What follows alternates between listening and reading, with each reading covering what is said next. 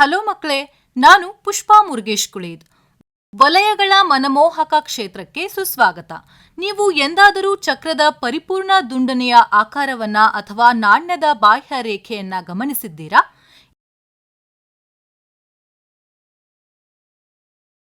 ಈ ದೈನಂದಿನ ಉದಾಹರಣೆಗಳು ವೃತ್ತದ ನಿರ್ದೇಶನಗಳಾಗಿವೆ. ಇವು ಆಕರ್ಷಕ ಜ್ಯಾಮಿತೀಯ ಅಂಕಿಗಳಾಗಿವೆ. ಇದರಲ್ಲಿ ಪಾಠ ನಾವು ವಲಯಗಳ ಗುಣಲಕ್ಷಣಗಳು ಮತ್ತು ಗುಣಲಕ್ಷಣಗಳನ್ನು ಅನ್ವೇಷಿಸುತ್ತೇವೆ, ಅವುಗಳ ರಹಸ್ಯಗಳನ್ನ ಬಿಚ್ಚಿಡುತ್ತೇವೆ ಮತ್ತು ಅವುಗಳ ಮಹತ್ವವನ್ನ ಅರ್ಥ ಮಾಡಿಕೊಳ್ತೇವೆ.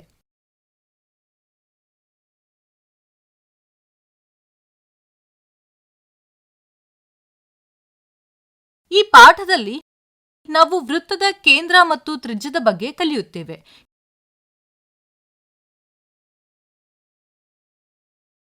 ಕೇಂದ್ರವು ಸ್ಥಿರ ಬಿಂದುವಾಗಿ ಕಾರ್ಯನಿರ್ವಹಿಸುತ್ತದೆ, ಆದರೆ ತ್ರಿಜ್ಯವು ವೃತ್ತ ಮತ್ತು ಕೇಂದ್ರದ ಯಾವುದೇ ಬಿಂದುಗಳ ನಡುವಿನ ಅಂತರವನ್ನ ಪ್ರತಿನಿಧಿಸುತ್ತದೆ. ನಾವು ಇದರ ಪರಿಕಲ್ಪನೆಯನ್ನು ಸಹ ಕಂಡುಹಿಡಿತೇವೆ.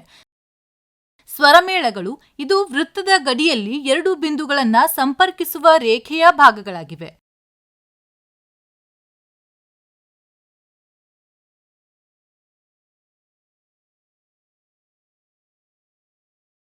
ಹೆಚ್ಚುವರಿಯಾಗಿ ನಾವು ತ್ರಿಜ್ಯದ 2 ಪಟ್ಟು ಉದ್ದದ ವ್ಯಾಸವನ್ನ ಮತ್ತು ವೃತ್ತದ ಗಡಿಯ ಉದ್ದವನ್ನ ಅಳೆಯುವ ಸುತ್ತಳತೆಯನ್ನ ಅನ್ವೇಷಿಸುತ್ತೇವೆ.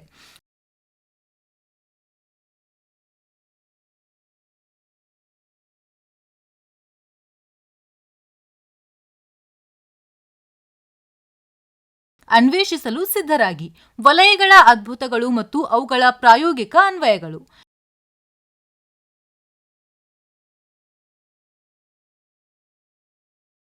ಕಲಿಕೆಯ ಫಲಿತಾಂಶಗಳು: ಕೇಂದ್ರ, ತ್ರಿಜ್ಯ, ವ್ಯಾಸ ಮತ್ತು ಸುತ್ತಳತೆ ಸೇರಿದಂತೆ ವೃತ್ತದ ಪ್ರಮುಖ ಅಂಶಗಳನ್ನು ಅರ್ಥ ಮಾಡಿಕೊಳ್ಳಿ. ವೃತ್ತಗಳಿಗೆ ಸಂಬಂಧಿಸಿದಂತೆ ಸ್ಪರ್ಶಕಗಳು ಮತ್ತು ಸೆಕೆಂಡ್ಗಳ ಗುಣಲಕ್ಷಣಗಳನ್ನು ಗುರುತಿಸಿ. ಟ್ಯಾಂಜೆಂಟ್ಗಳು, ಸೆಕೆಂಡ್ಗಳು ಮತ್ತು ಸ್ವರಮೇಳಗಳ ಉದ್ದಗಳಿಗೆ ಸಂಬಂಧಿಸಿದಂತೆ ಪ್ರಮೇಯಗಳನ್ನು ಅನ್ವಯಿಸಿ.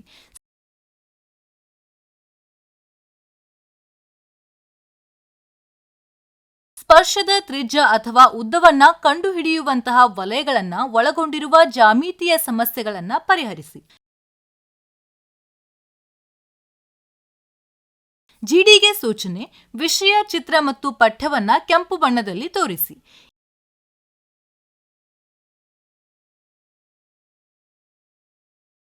ಈ ಪಾಠದ ಕೀವರ್ಡ್ಗಳು: ವೃತ್ತ, ಕೇಂದ್ರ, ತ್ರಿಜ್ಯ, ಸ್ವರಮೇಳ, ವ್ಯಾಸ, ಸುತ್ತಳತೆ, ಆರ್ಕ್,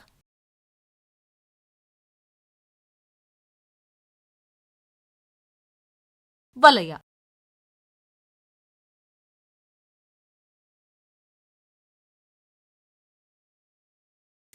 ಒಂದು ಸ್ಥಿರ ಬಿಂದುವಿನಿಂದ ಒಂದೇ ದೂರದಲ್ಲಿರುವ ಎಲ್ಲಾ ಬಿಂದುಗಳಿಂದ ಮಾಡಿದ ಅಂಕಿ ಕ್ಯಾಲ್ ಆಗಿದೆ.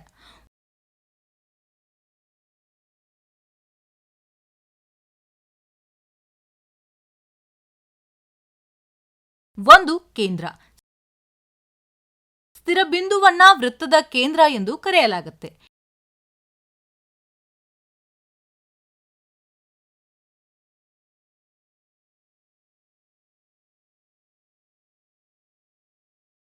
ಎರಡು ತ್ರಿಜ್ಯ. ವೃತ್ತದ ಯಾವುದೇ ಬಿಂದುವಿನಿಂದ ಸ್ಥಿರ ಬಿಂದುವಿಗೆ ಇರುವ ಅಂತರವು ತ್ರಿಜ್ಯವಾಗಿದೆ. ಕೇಂದ್ರವನ್ನ ಸೇರುವ ಯಾವುದೇ ರೇಖೆಯು ವಿಭಾಗ ಮತ್ತು ವೃತ್ತದ ಮೇಲಿನ ಯಾವುದೇ ಬಿಂದುವನ್ನ ತ್ರಿಜ್ಯ ಎಂದು ಕರೆಯಲಾಗುತ್ತೆ.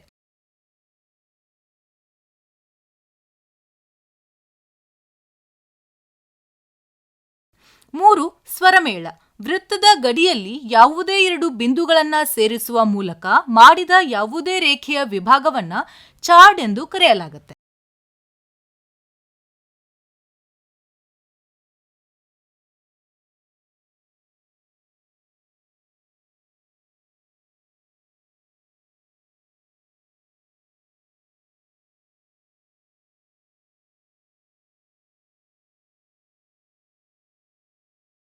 4. ವ್ಯಾಸ. ವ್ಯಾಸವು ತ್ರಿಜ್ಯದ 2 ಪಟ್ಟು. ಇದು ಕೇಂದ್ರದ ಮೂಲಕ ಹಾದು ಹೋಗುವ ವೃತ್ತದ ಮೇಲೆ ಉದ್ದವಾದ ಸ್ವರಮೇಳವಾಗಿದೆ. ಎಲ್ಲಾ ವ್ಯಾಸಗಳು ಒಂದೇ ಉದ್ದವನ್ನ ಹೊಂದಿರುತ್ತವೆ.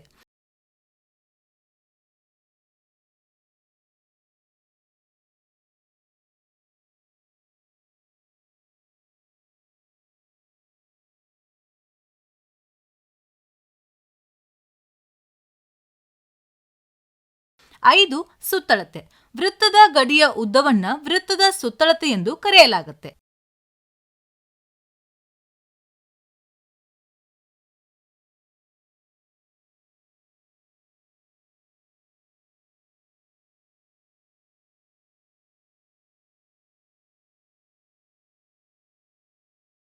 6.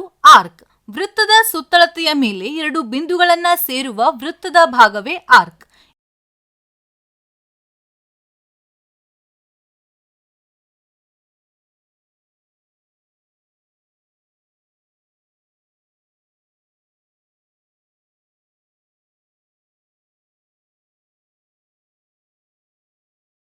7. ವಲಯ.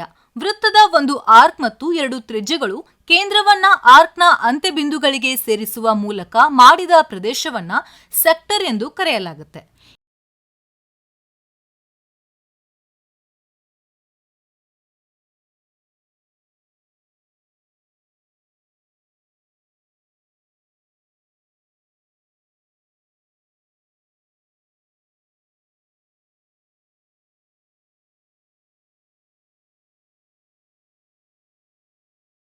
8. ವಿಭಾಗ. ವೃತ್ತದ ಒಂದು ಸ್ವರಮೇಳ ಮತ್ತು ಚಾಪದಿಂದ ಮಾಡಿದ ಪ್ರದೇಶವನ್ನ ವಿಭಾಗ ಎಂದು ಕರೆಯಲಾಗುತ್ತೆ.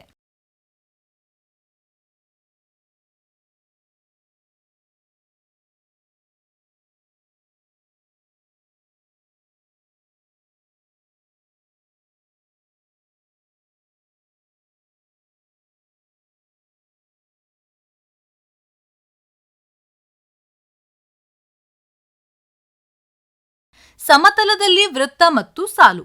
ಸಮತಲದಲ್ಲಿ ವೃತ್ತ ಮತ್ತು ರೇಖೆಗೆ 3 ಸಾಧ್ಯತೆಗಳಿರಬಹುದು.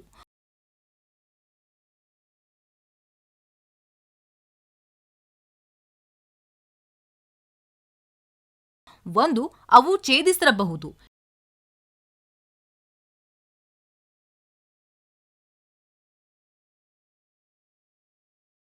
2.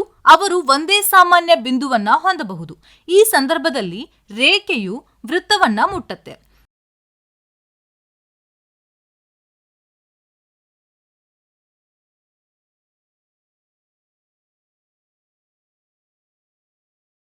3.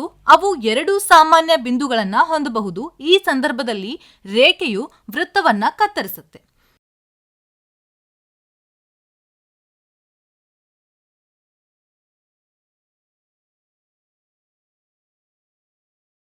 ಸ್ಪರ್ಶಕ. ವೃತ್ತಕ್ಕೆ ಸ್ಪರ್ಶಕವು ವೃತ್ತವನ್ನ ನಿಖರವಾಗಿ ಒಂದು ಹಂತದಲ್ಲಿ ಸ್ಪರ್ಶಿಸುವ ರೇಖೆಯಾಗಿದೆ. ವೃತ್ತದ ಪ್ರತಿಯೊಂದು ಬಿಂದುವಿಗೆ ಅದರ ಮೂಲಕ ಹಾದು ಹೋಗುವ ವಿಶಿಷ್ಟ ಸ್ಪರ್ಶಕವಿದೆ.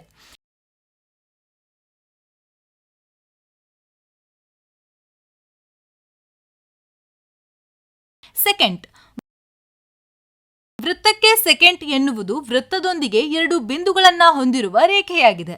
ಇದು ವೃತ್ತವನ್ನ 2 ಬಿಂದುಗಳಲ್ಲಿ ಕತ್ತರಿಸಿ ವೃತ್ತದ ಸ್ವರಮೇಳವನ್ನ ರೂಪಿಸುತ್ತೆ.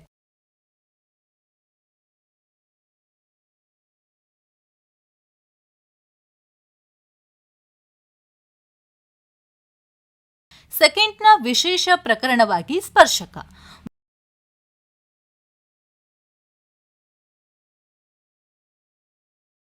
ವೃತ್ತಕ್ಕೆ ಸ್ಪರ್ಶಕವನ್ನ ಅದರ ಅನುಗುಣವಾಗಿ ಸ್ವರಮೇಳದ 2 ಅಂತ್ಯಬಿಂದುಗಳು ಹೊಂದಿಕೆಯಾದಾಗ ಸೆಕೆಂಟ್ನ ವಿಶೇಷ ಪ್ರಕರಣವಾಗಿ ಕಾಣಬಹುದು.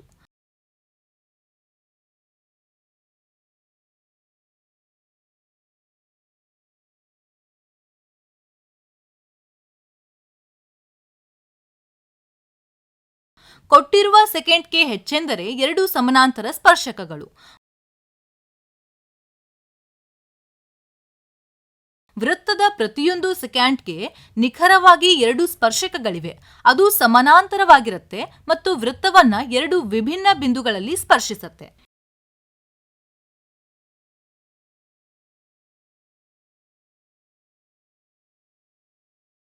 ನೀಡಿರುವ ರೇಖಾಚಿತ್ರದಿಂದ ನಾವು ಈ ಕೆಳಗಿನ ಅಂಶಗಳನ್ನು ಗಮನಿಸಬಹುದು.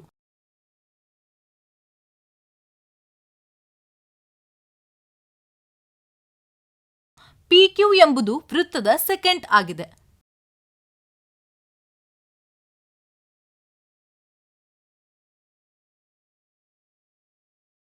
P-Q'.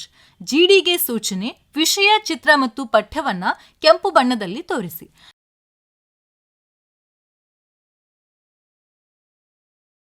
ಪ್ರಮೇಯ: ಯಾವುದೇ ಹಂತದಲ್ಲಿ ವೃತ್ತಕ್ಕೆ ಸ್ಪರ್ಶಕವು ಸಂಪರ್ಕ ಬಿಂದುವಿನ ಮೂಲಕ ಹಾದು ಹೋಗುವ ವೃತ್ತದ ತ್ರಿಜ್ಯಕ್ಕೆ ಲಂಬವಾಗಿರುತ್ತದೆ ಎಂದು ಪ್ರಮೇಯ ಹೇಳುತ್ತದೆ.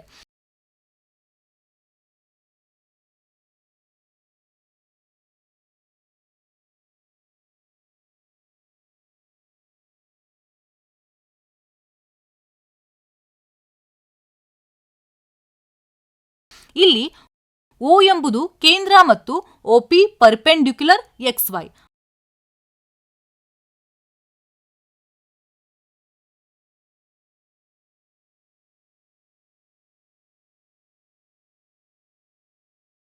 ಪ್ರಮೇಯದ ಪುರಾವೆ: ಕೇಂದ್ರ O ಮತ್ತು XY P ಬಿಂದುವಿನಲ್ಲಿರುವ ವೃತ್ತಕ್ಕೆ ಸ್ಪರ್ಶಕವಾಗಿರುವ ವೃತ್ತವನ್ನು ಊಹಿಸಿ.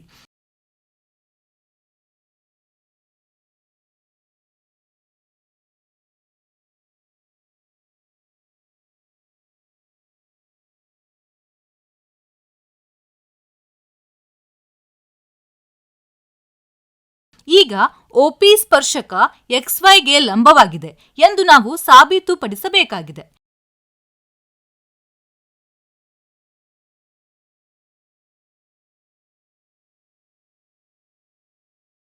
ಈಗ ಟ್ಯಾಂಜೆಂಟ್ ಲೈನ್ XY ಮೇಲೆ Q ಬಿಂದುವನ್ನ ಪರಿಗಣಿಸಿ. P ಯನ್ನ ಹೊರತುಪಡಿಸಿ ಚಿತ್ರದಲ್ಲಿ ತೋರಿಸಿರುವಂತೆ OQ ಅಂಕಗಳನ್ನು ಸೇರಿಸಿ.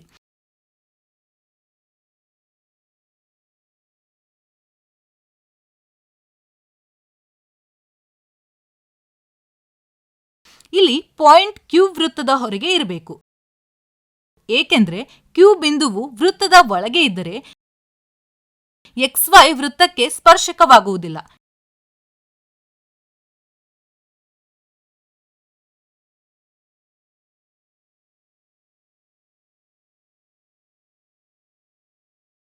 ಇದರರ್ಥ XY ವೃತ್ತದ ಸೆಕೆಂಡ್ ಆಗುತ್ತದೆ.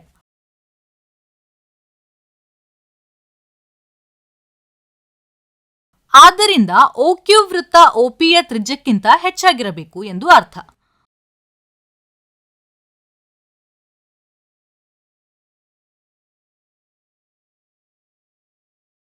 OQ greater than OP.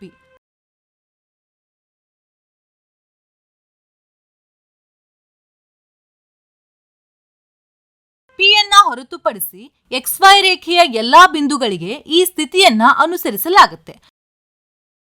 OP O ವೃತ್ತದ ಮಧ್ಯಭಾಗದಿಂದ XY ರೇಖೆಯ ಬಿಂದುಗಳವರೆಗಿನ ಎಲ್ಲಾ ಅಂತರಗಳಲ್ಲಿ ಚಿಕ್ಕದಾಗಿರಬಹುದು.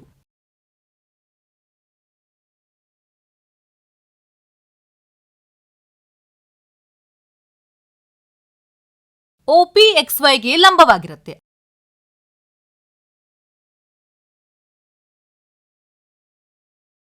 ಆದ್ದರಿಂದ ಪ್ರಮೇಯವು ಸಾಬೀತಾಗಿದೆ. ಉದಾಹರಣೆ: ಕೇಂದ್ರದಿಂದ 5 ಸೆಂಟಿಮೀಟರ್ ದೂರದಲ್ಲಿರುವ A ಬಿಂದುವಿನ ಸ್ಪರ್ಶಕದ ಉದ್ದವು 4 ಸೆಂಟಿಮೀಟರ್ ಆಗಿದ್ದರೆ ನಿರ್ದಿಷ್ಟ ಚಿತ್ರದಲ್ಲಿ ವೃತ್ತದ ತ್ರಿಜ್ಯವನ್ನ ಕಂಡುಹಿಡಿಯಿರಿ.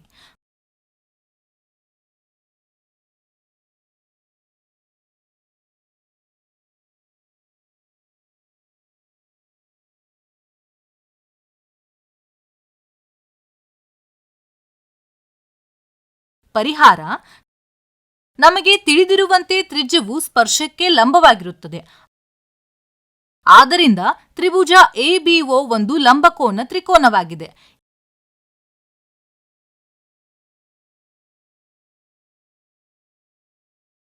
ಈಗೇನ್ ನೀಡಿದ್ದಾರಂದ್ರೆ AO 5 ಸೆಂಟಿಮೀಟರ್ ಮತ್ತು AB 4 centimetre.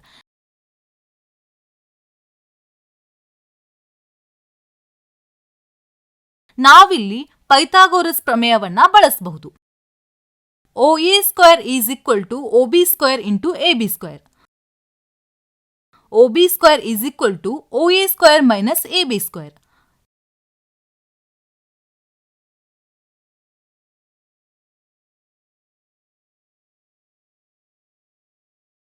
Is equal to 52 minus 42.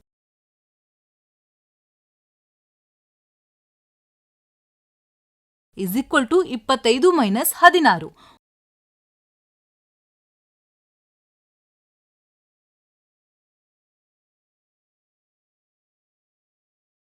OB square is equal to 9. OB is equal to 3.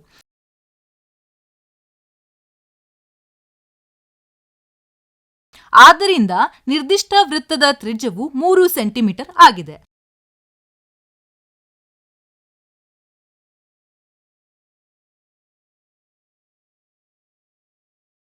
ಕೊಟ್ಟಿರುವ ಬಿಂದುವಿನಿಂದ ಚಿತ್ರಿಸಿದ ಸ್ಪರ್ಶಕಗಳ ಸಂಖ್ಯೆ.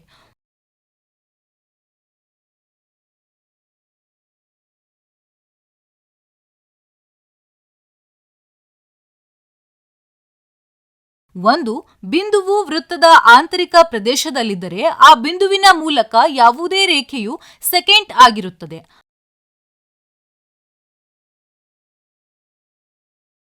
ಆದ್ರಿಂದ ಅದರೊಳಗೆ ಇರುವ ಬಿಂದುವಿನ ಮೂಲಕ ಹಾದುಹೋಗುವ ವೃತ್ತಕ್ಕೆ ಯಾವುದೇ ಸ್ಪರ್ಶಕವನ್ನ ಎಳೆಯಲಾಗುವುದಿಲ್ಲ.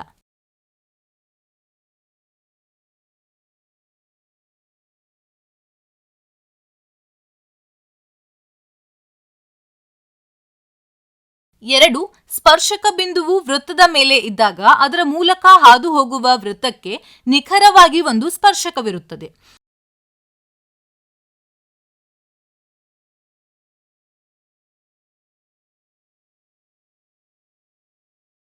ಮೂರು, ಬಿಂದುವು ವೃತ್ತದ ಹೊರಗೆ ಇರುವಾಗ ಅದರ ಮೂಲಕ ವೃತ್ತಕ್ಕೆ ನಿಖರವಾಗಿ 2 ಸ್ಪರ್ಶಕಗಳು ಇರುತ್ತವೆ.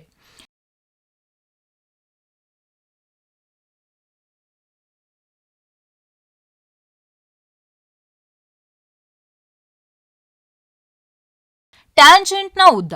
ಬಿಂದುವಿನಿಂದ ವೃತ್ತದವರೆಗಿನ ಸ್ಪರ್ಶಕದ ಉದ್ದವನ್ನ ಬಾಹ್ಯ ಬಿಂದುವಿನಿಂದ P ನಿಂದ ವೃತ್ತದೊಳಗಿಂದ ಸ್ಪರ್ಶದ ಬಿಂದುವಿನಿಂದ ಸ್ಪರ್ಶದ ವಿಭಾಗ ಎಂದು ವ್ಯಾಖ್ಯಾನಿಸಲಾಗಿದೆ.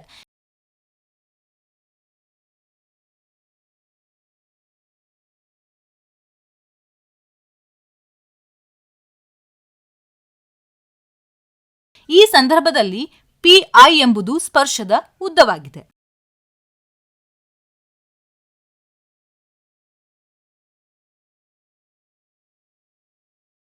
ಪ್ರಮೇಯ ಬಾಹ್ಯ ಬಿಂದುವಿನಿಂದ ವೃತ್ತಕ್ಕೆ ಎಳೆಯಲಾದ ಸ್ಪರ್ಶಕಗಳ ಉದ್ದಗಳು ಸಮನಾಗಿರುತ್ತವೆ.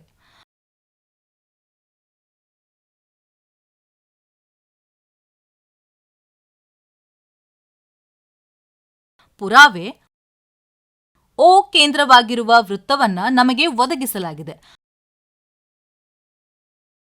ಮತ್ತು P ಎಂಬುದು ವೃತ್ತದ ಹೊರಗೆ ಇರುವ ಬಿಂದುವಾಗಿದೆ ಎಂದು ಊಹಿಸಿ.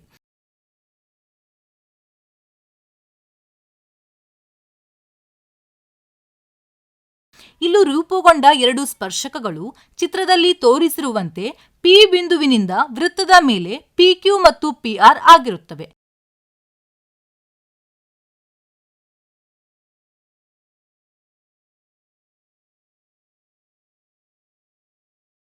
ಈಗ ನಾವು PQ PR ಅನ್ನ ಸಾಬೀತುಪಡಿಸಬೇಕಾಗಿದೆ.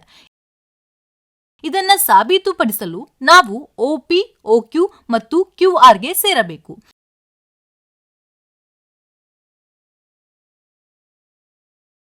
ಯಾವುದೇ ಹಂತದಲ್ಲಿ ವೃತ್ತಕ್ಕೆ ಸ್ಪರ್ಶಕವು ಸಂಪರ್ಕದ ಬಿಂದುವಿನ ಮೂಲಕ ಹಾದು ಹೋಗುವ ವೃತ್ತದ ತ್ರಿಜ್ಯಕ್ಕೆ ಲಂಬವಾಗಿರುತ್ತೆ ಎಂಬ ಪ್ರಮೇಯದ ಪ್ರಕಾರ ಸ್ಪರ್ಶಕಗಳು ಮತ್ತು ತ್ರಿಜ್ಯಗಳ ನಡುವೆ ರೂಪುಗೊಂಡ ಕೋನಗಳು ಲಂಬಕೋನಗಳಾಗಿವೆ. ಆದ್ದರಿಂದ ಕೋನ OQP ಮತ್ತು ಕೋನ ORP ನಂತಹ 2 ಲಂಬ ಕೋನಗಳು ರೂಪುಗೊಳ್ಳುತ್ತವೆ. ಹೀಗಾಗಿ ಅದೇ ವೃತ್ತದ ತ್ರಿಜ್ಯದಿಂದ ನಾವು OQ OR ಎಂದು ಬರೆಯಬಹುದು. ಸಾಮಾನ್ಯ ಭಾಗ OP OP. ಆದ್ದರಿಂದ RHS ಸಮಾನತೆಯ ನಿಯಮವನ್ನ ಬಳಸಿ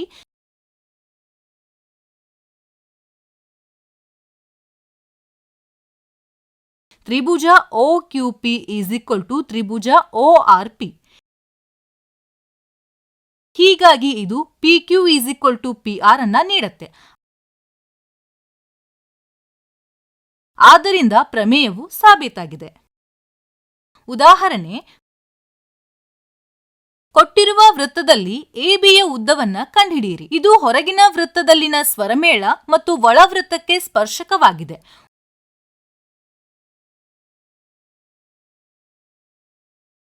ಒಳ ಮತ್ತು ಹೊರ ವಲಯಗಳ ತ್ರಿಜ್ಯವು ಕ್ರಮವಾಗಿ 6 ಸೆಂಟಿಮೀಟರ್ ಮತ್ತು 10 ಸೆಂಟಿಮೀಟರ್ ಆಗಿದೆ.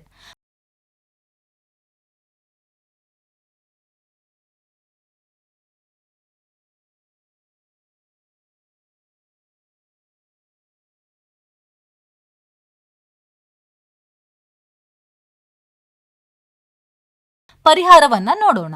ಅವ್ರೇನ್ ನೀಡಿದ್ದಾರೆ? ಒಳವೃತ್ತದ ತ್ರಿಜ್ಯ ಈಸ್ ಈಕ್ವಲ್ ಟು 6 ಸೆಂಟಿಮೀಟರ್, ಹೊರವೃತ್ತದ ತ್ರಿಜ್ಯ ಈಸ್ ಈಕ್ವಲ್ ಟು 10 ಸೆಂಟಿಮೀಟರ್. ಇಲ್ಲಿ ಒಳವೃತ್ತದ ತ್ರಿಜ್ಯ ಸ್ಮಾಲ್ r ಅಂತ ಕನ್ಸಿಡರ್ ಮಾಡಬೇಕು, ಹೊರಗಿನ ವೃತ್ತದ ತ್ರಿಜ್ಯ ಕ್ಯಾಪಿಟಲ್ R ಅಂತ ಕನ್ಸಿಡರ್ ಮಾಡಬೇಕು. ಟ್ಯಾಂಜೆಂಟ್ ಪಾಯಿಂಟ್ ಆಗಿರುವ ಪಾಯಿಂಟ್ T ಎಂಬುದು ಸ್ವರಮೇಳದ ಮಧ್ಯಬಿಂದುವಾಗಿದೆ. AT is equal to TB. ತ್ರಿಜ್ಯವು ಸ್ಪರ್ಶಕ್ಕೆ ಲಂಬವಾಗಿರುವುದರಿಂದ ಹಾಗೆಯೇ ಲಂಬಕೋನ ತ್ರಿಕೋನ ಮತ್ತು ನಾವು ಪೈಥಾಗೋರಸ್ ಪ್ರಮೇಯವನ್ನ ಇಲ್ಲಿ ಬಳಸಬಹುದು. OB square is equal to OT square into TB square.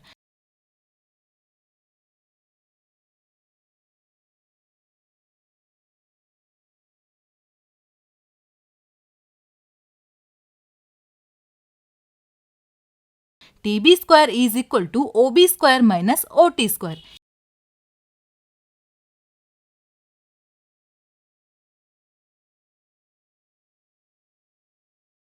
Is equal to 102 minus 62 is equal to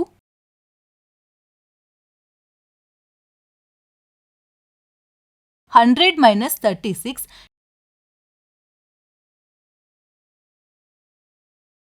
TB square is equal to 64.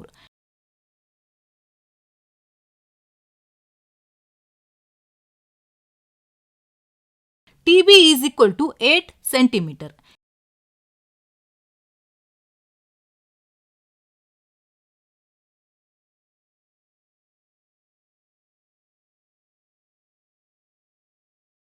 AB is equal to TB into AT.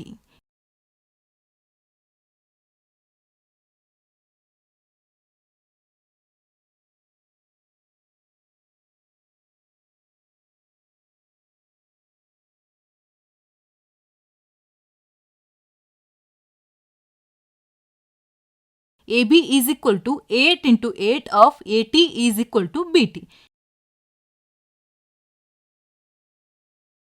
AB is equal to 16 centimeter.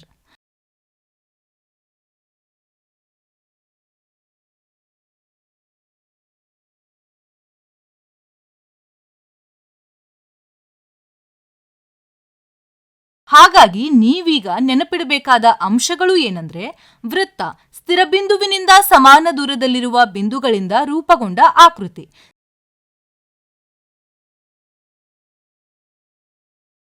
ಸ್ಪರ್ಶಕ ಒಂದು ಬಿಂದುವಿನಲ್ಲಿ ವೃತ್ತವನ್ನ ಸ್ಪರ್ಶಿಸುವ ರೇಖೆಯಾಗಿದೆ.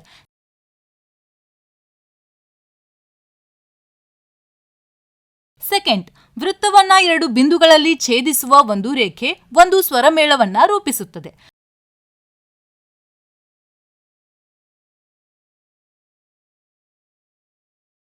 ಪ್ರಮೇಯ ಸ್ಪರ್ಶಕಗಳು ಸಂಪರ್ಕದ ಹಂತದಲ್ಲಿ ತ್ರಿಜ್ಯಕ್ಕೆ ಲಂಬವಾಗಿರುತ್ತವೆ.